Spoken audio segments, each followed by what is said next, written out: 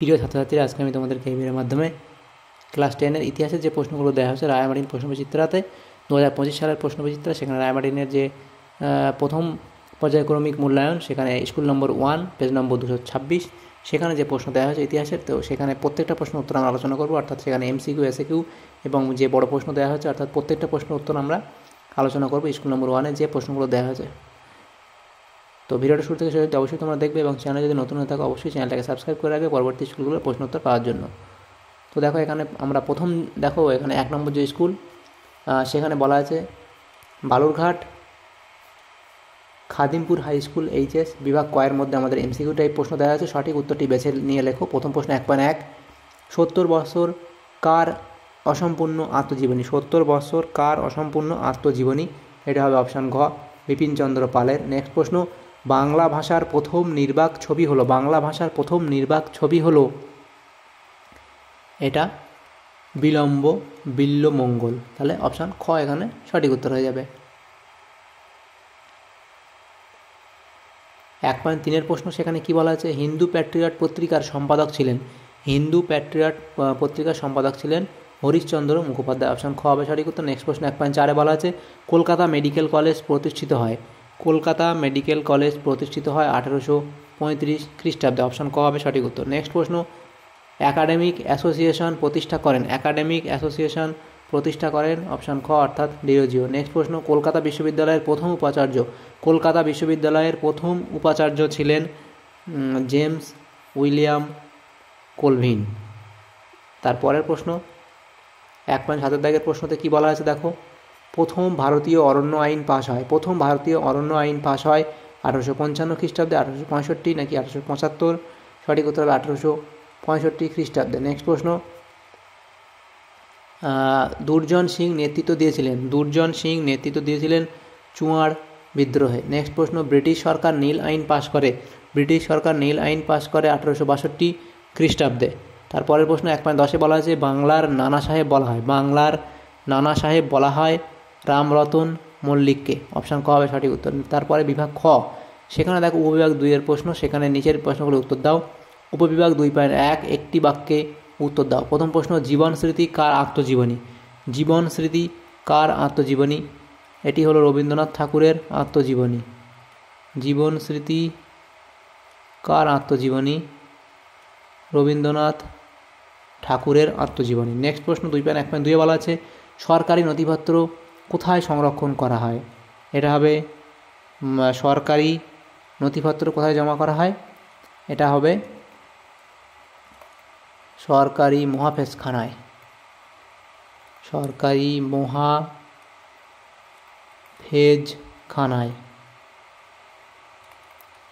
আচ্ছা, তারপরে প্রশ্ন উপবিভাগ 2.2-এ ঠিক বা ভুল নির্ণয় করো। প্রথম প্রশ্ন, শিকাগো ধর্ম সম্মেলন অনুষ্ঠিত হয়? শিকাগো ধর্ম সম্মেলন অনুষ্ঠিত হয় 1993 খ্রিস্টাব্দে। এটা ভুল। 2.2-এর প্রশ্নে বলা আছে রাজা রাধাকান্ত দেব বিধবা বিবাহ সমর্থন করেন? এটাও ভুল। পরের প্রশ্ন উপবিভাগ 2.3, নিম্নলিখিত বিবৃতিগুলির সঙ্গে সঠিক বাক্যটি নির্বাচন করো। প্রথম বিবৃতি বলা হয়েছে সন্ন্যাসী বিদ্রোহের মূল কারণ ছিল অর্থনৈতিক।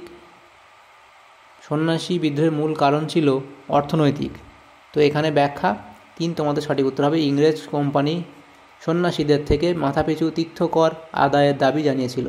2.2-এর বিবৃতি বলা আছে বিরসা মুন্ডা এক নতুন ধর্মমত প্রচার করেন। ব্যাখ্যা 1, তিনি ধর্মীয়ভাবে মুন্ডাদের ঐক্যবদ্ধ করতে চেয়েছিলেন। অর্থাৎ ব্যাখ্যা ক তোমাদের এখানে সঠিক উত্তর হয়ে যাবে। তাহলে এই বিভাগ ক এবং খ হয়ে গেল। তারপরে দেখো বিভাগ গ, যে প্রশ্নগুলো দেওয়া হয়েছে সেই প্রশ্নগুলো আমরা এবার দেখে নেব। দেখো বিভাগ গ এর মধ্যে প্রশ্ন 3-এর দাগের প্রশ্নে বলা আছে 2টি অথবা 3টি বাক্যে নিম্নলিখিত বাক্যগুলির প্রশ্নগুলি উত্তর দাও। যে কোনো 4টি প্রশ্ন উত্তর করতে বলা আছে। 3.1-এর প্রশ্ন, 2টি পরিবেশগত আন্দোলনের নাম লেখো। 1 নম্বর লিখবে চিপকো আন্দোলন, দ্বিতীয় লিখবে নর্মদা বাঁচাও আন্দোলন। তাহলে দুটো লেখা হয়ে যাবে। 3.2-এর প্রশ্নে বলা আছে উডের ডেসপ্যাচ কি? উত্তর লিখবে বোর্ড অফ কন্ট্রোলের সভাপতি স্যার চার্লস উড 1854 খ্রিস্টাব্দে ভারতের শিক্ষা বিষয়ক নির্দেশনামা বা ডেসপ্যাচ জারি করেন। এটাই উডের ডেসপ্যাচ নামে পরিচিত। এবং নির্দেশনামা বা ডেসপ্যাচ বলে লিখে প্রথম লিখবে ভারতের 3টি প্রেসিডেন্সি শহরে কলকাতা, মাদ্রাজ ও বোম্বাই এই 3টি বিশ্ববিদ্যালয় প্রতিষ্ঠিত হবে। মানে উডের ডেসপ্যাচের মধ্যে কী কী লেখা ছিল। দ্বিতীয় লিখবে শিক্ষণ ছাত্রদের মেধা অনুযায়ী বৃত্তিদানের ব্যবস্থা হবে। প্রাথমিক স্তরে মাতৃভাষায় শিক্ষা দেওয়া হবে। এবং তারপরে 4 নম্বর লিখবে নারী শিক্ষাকে প্রসারিত করতে হবে। এবং তার গুরুত্ব কী দেওয়া ছিল, ভারতে পাশ্চাত্য শিক্ষা বিস্তারের ইতিহাসে এই নির্দেশনামা ছিল একটি মহাসনদ বা ম্যাগনা কার্টা। এই এতগুলো লিখতে হবে না, তোমরা শুধু পয়েন্টগুলো লিখবে এবং এর আগে যেটা লেখা আছে সেটা লিখে দেবে। ওদের ডেসপ্যাচ কী। তারপর দেখো 3.3-এর যে প্রশ্ন ছিল সেখানে কী বলা আছে, মধুসূদন গুপ্ত স্মরণীয় কেন? ভারতের আধুনিক চিকিৎসাবিদ্যার ইতিহাসে মধুসূদন গুপ্ত এক স্মরণীয় ব্যক্তিত্ব। মধুসূদন গুপ্ত বলে পয়েন্ট করবে, সেখানে লিখবে তার জন্ম কত সালে হয়েছিল সেটা লিখবে এবং তার অবদান সম্পর্কে এখানে লিখে দেবে। তো যেটা এখানে লেখা আছে পুরো ডিটেলস তোমরা এটা লিখে দেবে এখান থেকে দেখে। 3.4 প্রশ্নে বলা আছে, দেখো এলাকা চাষ বলতে কী বোঝো? উত্তর লিখবে ব্রিটিশ শাসনকালে বাংলায় নীলকরদের দুরকম নীল চাষের জমি ছিল, যথা এলাকা চাষ বা নিজ আবাদি চাষ এবং বেএলাকা চাষ বা রায়তি আবাদ। এলাকা চাষ বা নিজ আবাদি চাষ বলে পয়েন্ট করে লিখবে। এলাকা চাষ বা আবাদি চাষ এই প্রকার নীল চাষের জমি ছিল নীলকরদের জমিদারির খাস জমি। এই জমিতে নীলের চাষ করতে নীলকরদের নগদ টাকা খরচ করে দূর থেকে শ্রমিক ভাড়া করে আনতে হতো। দ্বিতীয় লিখবে পয়েন্ট, নীল কমিশনের হিসাব অনুসারে নিজ এলাকা বা নিজ আবাদি 10,000 বিঘা জমিতে নীল চাষের জন্য নীলকরদের খরচ পড়ত মোট 21/2 লক্ষ টাকা। 3.5-এর প্রশ্ন বলা আছে, দিকু কাদের বলা হয়? উত্তর লিখবে ছোটনাগপুর এর সাঁওতাল অধ্যুষিত অঞ্চলে আগত বহিরাগত জমিদার মহাজন ও ব্যবসায়ীদের দিকু বলা হতো।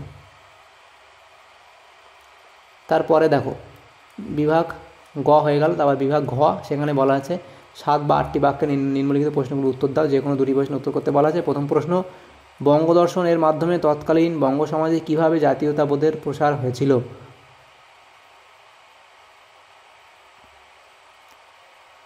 তো এই প্রশ্নের উত্তর আমাদের জানা নেই, যদি তোমাদের কাছে জানা থাকে অবশ্যই কমেন্ট বক্সে কমেন্ট করবে, আমি যদি জানতে পারি তোমাদেরকে কমেন্ট করে দেওয়া হবে।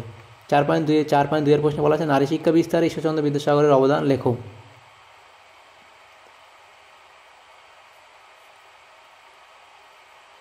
ভূমিকায় বলে তোমরা পয়েন্ট করবে, সেখানে লিখে বাংলাদেশের নারী শিক্ষার বিস্তারে যে সকল মনীষী নিরলস প্রয়াস চালিয়েছিলেন, সমাজ সংস্কারক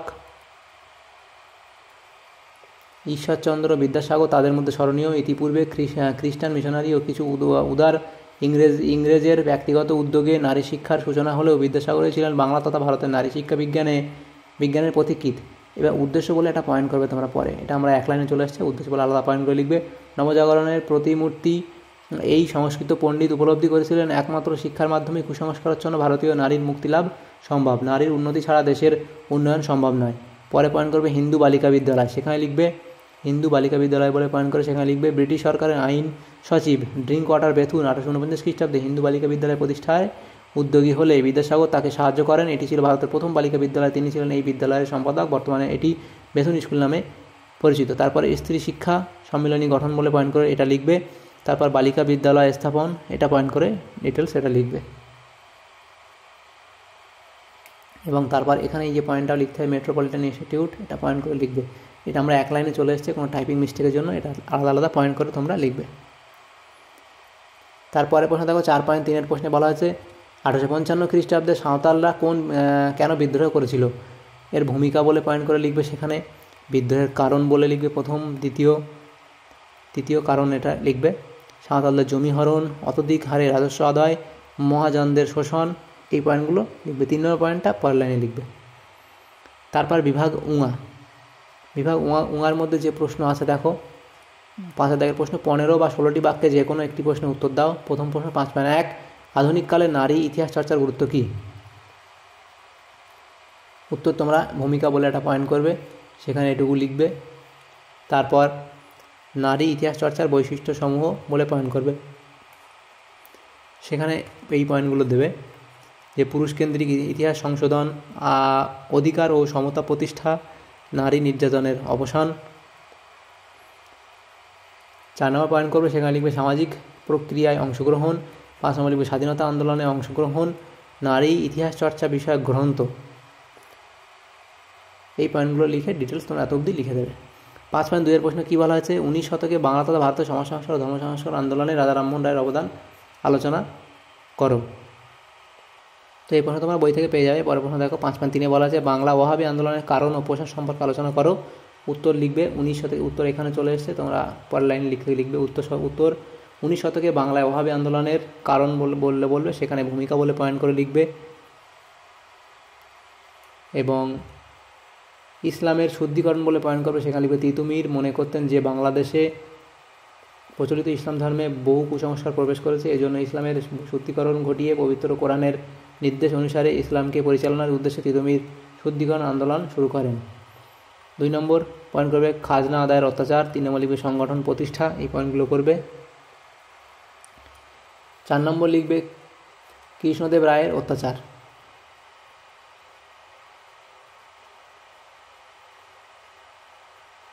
তারপর দেখো 19 শতকে বাংলাদেশে ওয়াহাবি আন্দোলনের গুরুত্ব।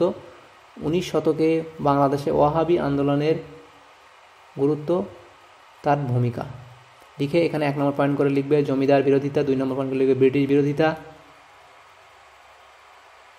3 নম্বর লিখবে কৃষক ঐক্য।